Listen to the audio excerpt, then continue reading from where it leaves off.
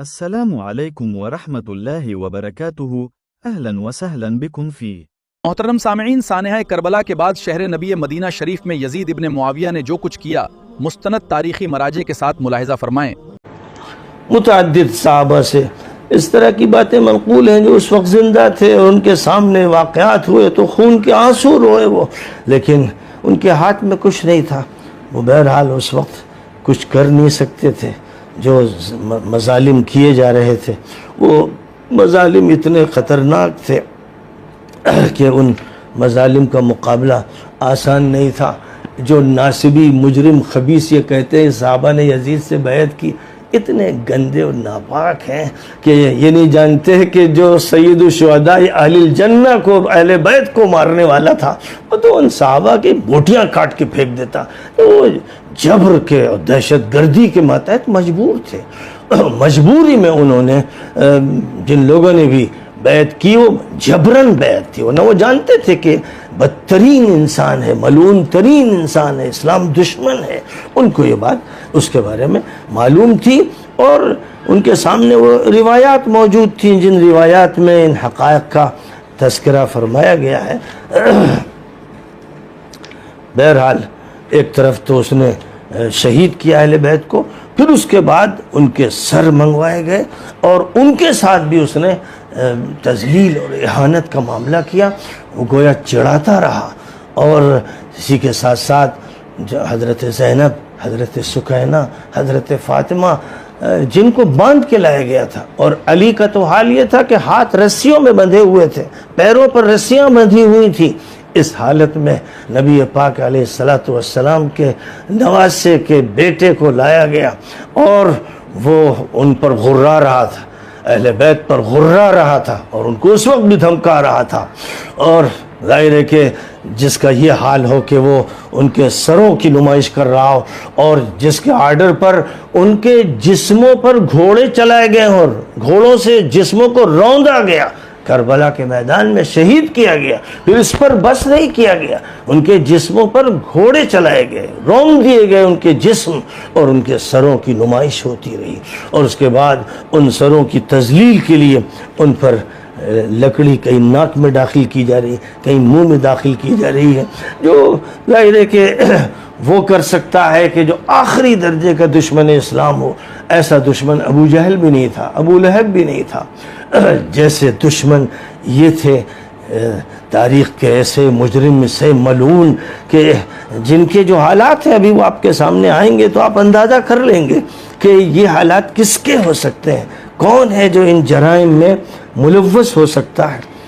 اب جہاں تک تعلق ہے حضرت حسین اور اہل بیت کے ذبیحے کے بعد، نبی پاک علیہ السلام کے جو جگر گوشے تھے ان کو قتل کرنے کے بعد، ان کی اہانت کے بعد، ان کو ذلیل کرنے کے بعد، ان کے سروں کا کھلواڑ کرنے کے بعد، پھر جب مدینہ منورہ کے صحابہ سے برداشت نہیں ہو سکا اور وہ اٹھ کھڑے ہوئے احتجاج کے لیے کہ ایسی حکومت ہمیں کسی طرح قابل قبول نہیں ہو سکتی جو اتنی مجرمانہ حکومت ہو۔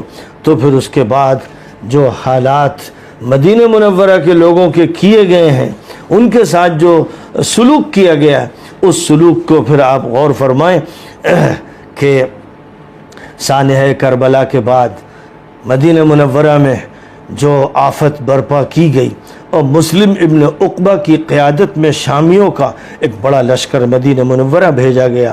یزید نے براہ راست حکم دے کر مدینہ منورہ کی حرمت و تقدس کو پامال کرتے ہوئے اسے 3 دن کے لیے مباح قرار دے دیا تھا، مدینہ مباح، اور پھر حرم نبوی میں ہر قسم کے ظلم، بدکاری، قتل و غارت گری اور لوٹ مار کی کھلی اجازت دی۔ چنانچہ قتل و غارت گری اور بدکاری کا بازار گرم ہوا۔ مسجد نبوی شامی لشکر کے بدترین ظلم و تعدی کا نشانہ بنی۔ اذان اور اقامت اور نماز معطل کر دی گئی، حتیٰ کہ ریاض الجنہ میں گھوڑے، خچر اور اونٹ باندھے گئے اور سرکار دو عالم صلی اللہ علیہ وسلم کے روضہ انور کے تقدس اور احترام کو پامال کیا گیا۔ اور 27,000 گھوڑ سوار اور 15,000 پیادہ فوج کے ذریعے حرم نبوی اور حرم مکہ پر لشکر کشی کی گئی۔ حرم مدینہ کو 3 دن کے لیے مباح کر کے مدینہ منورہ کی حرمت کو پامال کیا گیا۔ اہل مدینہ پر ہر طرح کا ظلم و جبر اور قہر و غضب ڈھایا گیا، بے دریغ قتل کیا گیا۔ 700 قرہ، 201 صحابہ اور تابعین شہید کیے گئے، 1700 مہاجر و انصار صحابہ اور اخیار تابعین کو شہید کیا گیا، باقی پھر 10,000 اہل مدینہ کو شہید کیا گیا۔ ریاض الجنہ میں گھوڑے و خچر باندھ کر مسجد نبوی اور خاص وہ مقام جہاں سے نبی گزرتے تھے، اپنے منبر تک جاتے تھے، وہاں گھوڑے باندھے گئے جن گھوڑوں کی لیت سے گندا کیا گیا، اور مسجد نبوی میں کتے داخل ہوتے رہے اور منبر شریف پر بول و براز کرتے رہے۔ یزیدی افواج کے فتنہ و فساد اور قتل و غارت گری کے باعث مدینہ منورہ اپنے مکینوں سے خالی ہو گیا۔ صحابہ اور تابعین اور اتباع تابعین کی مقدس لاشوں کی بے حرمتی کی گئی۔ خوف و ہراس پھیلانے کے لیے شہداء کرام کی مقدس لاشوں کو درخت سے لٹکا دیا گیا۔ مسجد نبوی میں 3 دن نہ اذان ہوئی، نہ اقامت ہوئی اور نہ جماعت ہو سکی۔ روضہ رسول کی بے حرمتی کی گئی اور اجل صحابہ کرام اور ان کی اولاد کو تحت ایق کیا گیا۔ عفت مآب خواتین، پاک دامن خواتین کی بے حرمتی کی گئی۔ یزیدی افواج نے صحابہ و تابعین کی 1000 بیٹیوں اور پوتیوں اور نواسیوں سے زنا کیا۔ یہ محدثین کہہ رہے ہیں، مورخین کبار کہہ رہے ہیں۔ جلیل القدر صحابی حضرت ابو سعید خدری کی داڑھی پکڑ کے تماچے مارے گئے اور اس کے بعد فوجیوں سے کہا گیا ان کی داڑھی نوچو، تو اس کے بعد ایک ایک فوجی اور سپاہی ان کی داڑھی نوچتا رہا، پوری داڑھی ان کی نوچ دی گئی۔ اور حضرت جابر ابن عبداللہ صحابی جلیل نابینا ہو گئے تھے، ان پر تشدد کیا گیا۔ اور پھر اس کے بعد آگے چل کر مکہ مکرمہ کی عظمت کو پامال کیا گیا۔ حضرت سعید ابن المسیب 3 دن تک مسجد نبوی میں رہے اور لوگوں نے یہ کہا کہ یہ پاگل ہیں، تب ان کو چھوڑا گیا، وہ 3 دن مسجد میں رہے، اور ان کا یہ بیان ہے کہ اذان کے وقت قبر نبوی سے اذان کی آواز میں سنتا تھا، اکیلا تھا، مجھے پاگل سمجھ کر چھوڑ دیا گیا، ورنہ مجھے بھی وہ بخشتے نہیں اور مجھے بھی قتل کر کے چھوڑتے۔ یہ انہوں نے مسجد نبوی کے ساتھ کیا، مکہ مکرمہ کے ساتھ کیا، اور کبار صحابہ کو شہید کیا۔ 10,000 صحابہ و تابعین کو مدینہ منورہ میں شہید کیا گیا اور مسجد نبوی میں لیت سے بھر دیا گیا، یعنی کیونکہ بدر کا انتقام لے رہے تھے، یہ وہ لوگ تھے جن کے دل بھرے ہوئے تھے اسلام کی نفرت سے، اس لیے وہ حرمت نبوی کو پامال کر رہے تھے، وہ مدینہ منورہ میں یہ ظلم کر رہے تھے، بے دریغ صحابہ کو قتل کر رہے تھے، کبار تابعین کو قتل کر رہے تھے اور بڑے بڑے صحابہ کی تذلیل کر رہے تھے۔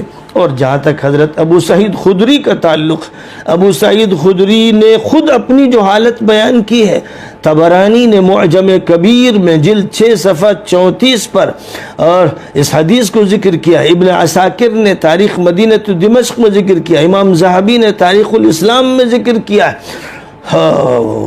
وہ یہ کہتے ہیں کہ یزید کے بھیجے ہوئے شامی ظالموں نے جو مجھے ظلم کا نشانہ بنایا ہے، جس طرح وہ میرے گھر میں گھس آئے اور میرا سارا مال و اسباب لوٹ کر لے گئے، میرا پورا گھر اجاڑ دیا گیا، اس کے بعد ایک اور گروہ گھس آیا اور میرے گھر کو اس نے لوٹنا چاہا، لیکن گھر میں کچھ نہیں ملا، وہ خالی ہاتھ واپس جانے پر کف افسوس ملنے لگے۔ ان میں سے ایک نے کہا اس بوڑھے کو چت لٹا دو، پھر انہوں نے مجھے چت لٹا دیا اور ان میں سے ہر ایک بدبخت مسلسل میری داڑھی کو نوچتا رہا۔ یہ امام ذہبی لکھ رہے ہیں، امام طبرانی لکھ رہے ہیں، امام ابن عساکر لکھ رہے ہیں، حضرت سعید ابن المسیب خود جو بیان کرتے ہیں، امام دارمی کتب 6 میں امام دارمی کا جو مقام ہے وہ سب جانتے ہیں، وہ فرماتے ہیں کہ میں مسجد نبوی میں 3 دن تک رہا، نہ اذان ہوئی نہ اقامت ہوئی، اور بس میں وہیں پناہ لیے پڑا رہا۔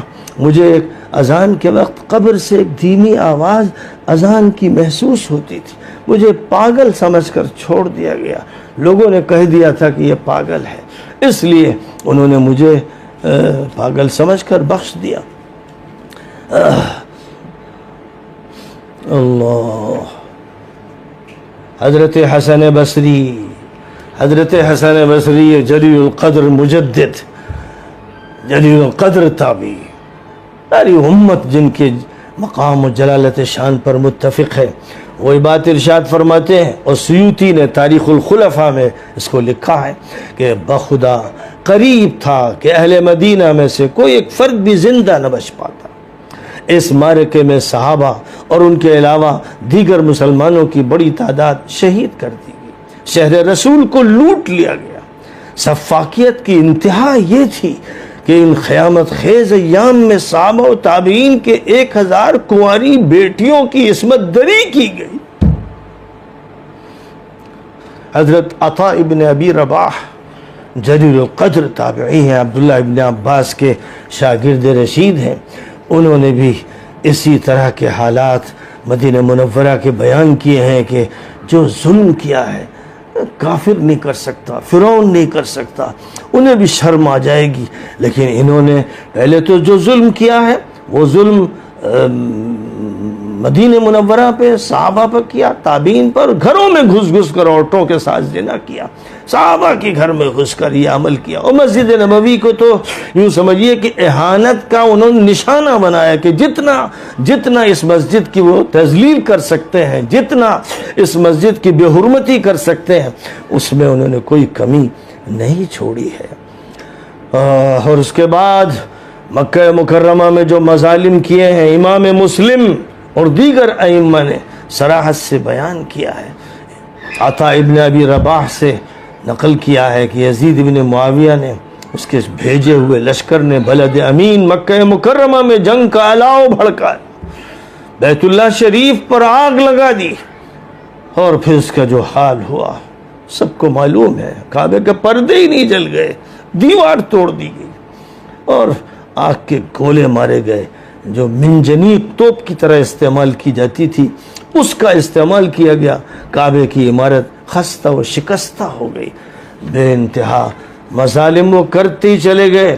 امام زہری رحمۃ اللہ علیہ نے بھی اس بارے میں تفصیل کے ساتھ بیان کیا ہے کہ کیسے بدترین مظالم ان مجرموں نے کیے جن کا تصور بھی نہیں کیا جا سکتا تھا.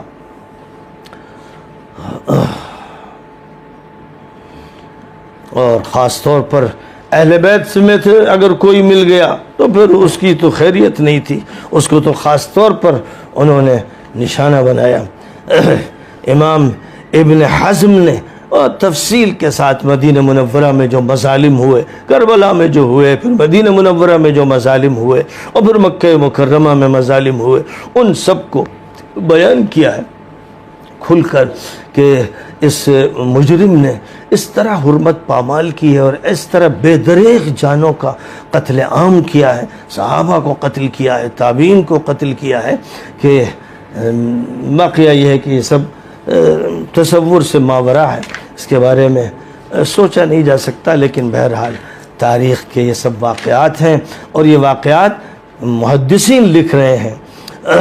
یہی امام ابن تیمیہ نے یہ لکھا ہے کہ مدینہ منورہ میں گھس کر جس طرح ان بدماشوں ملعونوں نے بے حرمتی کی ہے، اور 3 دن امام ابن تیمیہ لکھ رہے ہیں 3 دن تک مدینہ کو مباح کر دیا کہ جو چاہو کرو. اور ظاہر ہے کہ اس وقت پھر یہ ہوا کہ صحابہ کو چانٹے مارے گئے، ان کو قتل کیا گیا، ان کے گھر میں گھس کر ان کی خواتین سے زناکاری کی گئی، ہر بدماشی کی گئی. امام شمس الدین ذہبی رحمۃ اللہ علیہ یہ فرماتے ہیں میں کہتا ہوں یزید نے اہل مدینہ کے ساتھ جو کیا سو کیا. اس شقی القلب نے امام حسین علیہ السلام، ان کے بھائیوں اور ان کی آل کو بھی شہید کیا. یزید شراب نوشی کرتا تھا، ممنوعات اور محرمات کا ارتکاب کرتا تھا. اس نے اسی بنیاد پر مدینہ منورہ اور مکہ مکرمہ کو نشانہ بنایا، جب اہل بیت کو نشانہ بنایا جن کے مقامات حضور نے بیان فرمائے کہ علی ولی ہے سارے مسلمانوں کے، میں جس کا ولی علی اس کے ولی، اور کتاب اللہ اور میرے احترام میرے اہل بیت، اور حسین اور حسن یہ سیدہ شباب اہل الجنہ ہیں. ان کو تو اذیت پہنچانا نبی نے فرمایا مجھے اذیت پہنچانا ہے، اور یہ انہیں گالیاں دیتا تھا، علی کو گالیاں دیتا تھا، اس کا گھرانہ گالیاں دیتا تھا. اس نے وہی سنا اور دیکھا، بے دریغ قتل دیکھا صحابہ کا، صفین میں دیکھا، اور اس کے بعد خود قتل کرنے میں یہ پیش رہا.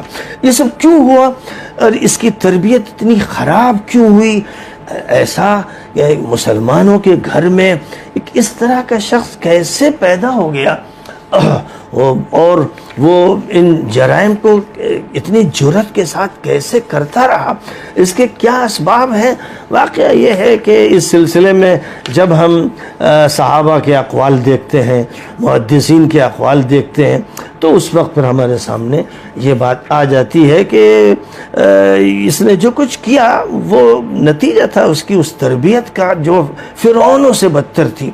امام ابن جریر طبری، علامہ ابن جوزی اور دیگر مورخین اور سب یہ بیان کرتے ہیں، جب ایک موقع پر ایک وفد مدینہ منورہ کا یزید کے پاس گیا، اس نے ان کو بلایا تھا کہ میں ان کو رشوت دے کر اپنا بنا لوں گا، پیسے سے، کیونکہ اس گھر میں پیسے سے خریدے جاتے تھے لوگ، تو ان کو خرید لوں گا. ابن جریر طبری لکھتے ہیں، ابن جوزی لکھتے ہیں، دیگر مورخین و محدثین لکھتے ہیں کہ وہ وفد وہاں گیا. اس کے بعد وہ وفد جب واپس آیا تو ان کا بیان یہ ہے. امام طبری نے تاریخ الامم والملوک میں لکھا ہے، ابن الجوزی نے المنتظم میں لکھا ہے، ابن الاسیر نے الکامل میں لکھا ہے، اور اسی طرح بہت سی کتابوں میں اس کا ذکر ہے. وہ کہتے ہیں ہم یزید ابن معاویہ کے پاس سے ہو کر آئے ہیں، ہم یہ وہ لوگ ہیں مدینہ منورہ سے جو صحابہ اور تابعین کا ایک چھوٹا وفد گیا تھا یزید کو دیکھنے کے لیے، اور اس نے بلایا تھا. حضرت حسین کی شہادت کے بعد ان کو قتل کرنے کے بعد یہ انہیں رام کرنا چاہتا تھا، تو ان کے پاس جا کر کیا دیکھا؟ وہ کہتے ہیں ہم ایک ایسے شخص کے پاس سے ہو کر آ رہے ہیں جس کا کوئی دین نہیں ہے، وہ شراب پیتا ہے، وہ تنبورے بجاتا ہے، اس کے ہاں سازینے بجائے جاتے ہیں، وہ کتوں کے ساتھ کھیلتا رہتا ہے اور راتیں ویرانوں میں اور نوجوانوں کے ساتھ گپ شپ میں گزارتا ہے. بے شک ہم گواہ بناتے ہیں آپ سب کو کہ ہم لوگوں نے اس کی بیعت توڑ دی ہے، اس مجرم و خبیث کی بیعت ہم نے توڑ دی ہے. مزید علامہ مورخ کبیر سیرت نگار محمد ابن اسحاق اور دیگر سیرت نگار حضرات یہ کہتے ہیں علماء اہل مدینہ کی ایک جماعت امام حسین علیہ السلام کی شہادت کے بعد سن 62 ہجری میں ایک وفد کے ساتھ یزید کے پاس گئی. انہوں نے اسے شراب پیتے اور باجوں، کتوں اور بندروں کے ساتھ کھیلتے ہوئے دیکھا. جب وہ مدینہ منورہ لوٹے تو انہوں نے اس کی برائیوں کو اہل مدینہ کے سامنے تشت ازبام کیا اور اس کی بیعت توڑ دی. ان کو یہ ڈر لگا، انہوں نے یہ کہا ہمیں یہ ڈر لگا کہ کہیں آسمان سے پتھروں کی بارش ویسے ہی نہ ہو جائے جیسے قوم لوط پر ہوئی تھی، کیونکہ وہ لونڈے باز تھا، زانی تھا، اور اس زنا کی حد یہاں تک پہنچ گئی تھی کہ حضرت معقل بن سنان صحابی ہیں، متوفہ 63 ہجری. وہ کہتے ہیں عبد الرحمن ابن زیاد الاشجعی اپنے والد سے روایت کرتے ہیں کہ حضرت معقل ابن سنان جو حضور پاک علیہ السلام کے بڑے صحابی ہیں، فتح مکہ کے روز وہ قبیلے کے علم بردار تھے. وہ یزید کے گھناؤنے کردار کے بارے میں کہتے ہیں. روایت ہے، حاکم نے مستدرک میں یہ روایت ذکر کی ہے، ابن سعد نے طبقات کبریٰ میں اس روایت کا تذکرہ کیا، ابن عساکر نے تاریخ دمشق میں کیا، امام ذہبی نے تاریخ الاسلام میں کیا. وہ کہتے ہیں یزید ایسا بد کردار شخص ہے جو شراب پیتا ہے اور محارم کے ساتھ زنا کرتا ہے، محارم کے ساتھ. مزید آگے اس کی وضاحتیں آ رہی ہیں. حضرت عبداللہ ابن حنظلہ الغسیل احد میں شہید ہوئے، جن کو فرشتوں نے غسل دیا تھا، ان کے صاحبزادے حضرت حنظلہ یہ کہتے ہیں اے لوگو اللہ سے ڈرو، اللہ کی قسم ہم نے اس وقت تک یزید کے خلاف خروج نہیں کیا جب تک ہمیں یہ خطرہ لاحق نہ ہو گیا کہ ہم پر آسمان سے پتھر برسائے جائیں گے. کیونکہ وہ بد کردار اور بدتین شخص اپنی ماں، بیٹیوں اور بہنوں سے بدکاری کرتا ہے، اپنی سوتیلی ماں، بیٹیوں اور بہنوں سے بدکاری کرتا ہے، شراب پیتا ہے، نماز چھوڑتا ہے. ظاہر ہے کہ جو اسلام دشمن ہوگا جو گالی دے گا حضرت علی کو، حضرت فاطمہ کو، حسن حسین کو، اور انہیں دھمکیاں دے گا کہ ہم تمہیں ذبح کر دیں گے، وہ ذبح کر دیا۔ وہ مزید دیکھیے حضرت عبداللہ ابن الحنظلہ کی جو الفاظ نقل کیے گئے ہیں اور دوسری کتابوں میں، ان میں یہ ہے یزید وہ شخص ہے جو سوتیلی ماؤں، بیٹیوں اور بہنوں سے یعنی محرمات سے بدکاری کا ارتکاب کرتا ہے، وہ کثرت سے شراب نوشی کرتا ہے اور نماز ترک کرتا ہے۔ علامہ سبت ابن الجوزی بڑے محدث ہیں، بڑے مورخ ہیں، وہ بھی یہ نقل کرتے ہیں یزید بد کردار اور بدتینت اپنے محرم رشتوں یعنی ماؤں، بہنوں، بیٹیوں سے بدکاری کرتا تھا، شراب پیتا تھا، نماز چھوڑتا تھا۔ اسی طرح متعدد مورخین نے، محدثین نے اس کے اس طرح کے خطرناک حالات لکھے ہیں، جن حالات کے بعد تو پھر ظاہر ہے کہ اس ملعون کے بارے میں کیا توقع کی جا سکتی ہے۔ اور چونکہ جو تربیت ہوئی تھی وہ اس طرح ہوئی تھی کہ وہ صحابہ کی لاشیں دیکھتا رہا، ظلم دیکھتا رہا، حرام مال دیکھتا رہا، اور یہ دیکھتا رہا کہ اس کے گھر میں سود جائز ہے، اس کے گھر میں شراب کا کاروبار ہوتا ہے، یہ سب اس کے گھر میں ہوتا تھا۔ اس لیے ظاہر ہے کہ وہ اسی طرح تیار ہوا، یہی اس کا ذہن بنا اور اس میں وہ لگا رہتا تھا۔ Don't forget to like and share this video. I'd love to hear your feedback, so please drop a comment below.